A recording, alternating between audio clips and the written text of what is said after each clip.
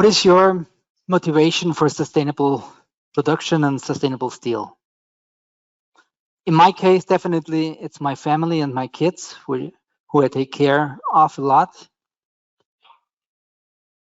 Steel is very important for our welfare. It's the base for our welfare. On the other side, it's accountable for about 30% of our CO2 emissions from production. If you want to offset the CO2 produced by steel by planting trees, which definitely is a very good chance to decrease our CO2, but guess how much land we would have to cover? It's definitely more than just a small forest. It's 70% of Europe would have to be covered by trees. So this is not just quite challenging, but probably also quite expensive. And therefore we have to find other ways to reduce our CO2 emissions. You might use bill of materials, which are very cumbersome and difficult to maintain. If you use something smart, with rule-based and characteristic-based, you can have all the details you need for your production within seconds. You have the material requirements in quantity and in quality for each production step. You can have the test instructions, sample instructions, together with the timing, which is required for the planning costs. And you also can calculate the CO2, expected CO2 emissions, and you can then compare it with the actual production. Planning, both material planning and time-wise planning, is another possibility to reduce the CO2 emissions. Imagine what happens. I think currently it's not possible to do steel production downstream without any defects. From what we hear from the market, it's up to 4%. With smart energy, we cannot completely avoid it, at least not yet. But what we can do is we can significantly reduce the defects with predicting of defects. And projects in the market show that we can reduce defects by 2%.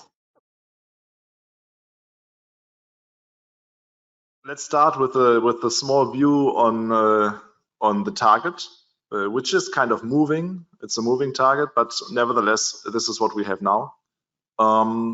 First of all, we saw similar numbers from Andreas before. We are at the left side of the diagram today with about 1.9 billion tons of steel being produced every year, emitting about 2.6 billion tons of CO2 into the atmosphere. Looking from the perspective of an integrated steelmaker with blast furnaces, certainly because this is currently the main emitting source of CO2 from the steel industry, we started 100% at the bottom, at the top left, and we want to be whatever 0% lower in 2050. You could wait for some miracle technology coming around and providing CO2 neutral steelmaking, and then jump on the train and invest in this technology, hoping that you're the first to get the deal, because probably there will be others who did the same, and it will probably be a very close thing to get this technology running. You could also go now, jump down the cliff. Let's imagine you're standing up here as a little human and you want to get there. Jumping down the cliff probably will break your legs. Still, you can do, and there's some ways to do it, to feather the fall, basically, technologically.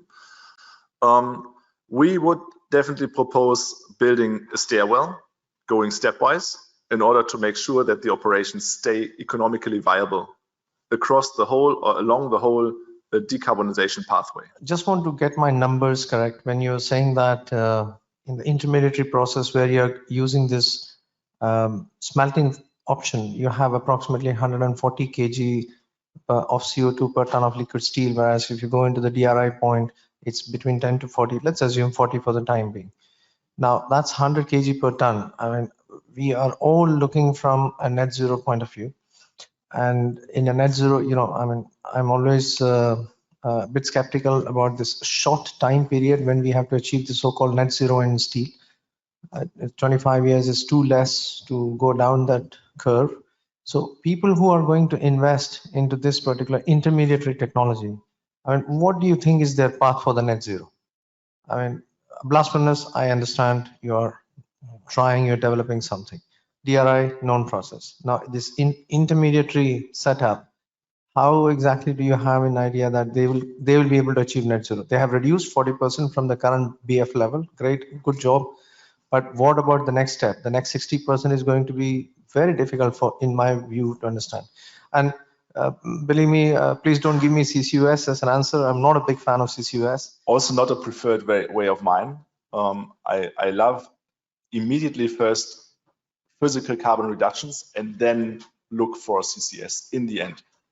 Currently, I don't see the infrastructure for CCS to work on the short term in most of the places in the world. I was recently in Texas. In Texas, there's a thriving CCS industry. Probably there it can work, but there's also very little steelmaking. So another point.